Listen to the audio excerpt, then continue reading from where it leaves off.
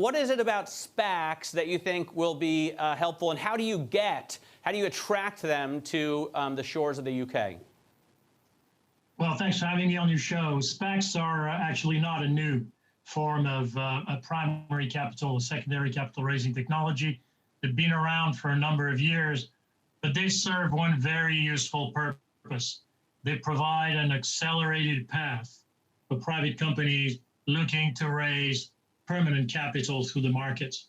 And ideally, if you're an entrepreneur, you're ambitious about the future, your company's growing fast, but you need new development capital, traditionally you're looking at a listing, which typically takes a year to a year and a half of preparation, or you can do a deal with a private equity investor, savvy, knowledgeable investors, but a very concentrated form of minority and sometimes majority ownership.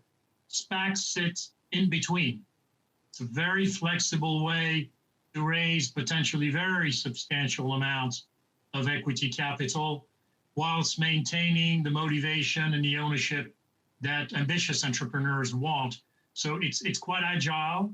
You can calibrate the dilution to the level tolerated or accepted by the entrepreneur, and offer institutions, particularly under the rules that are currently available in the United States, a peek into the company's future prospects through the disclosure of one element of a SPAC, which is called a public investment in private equity, or PIPE in our financial jargon, where you can disclose a forward statement, i.e.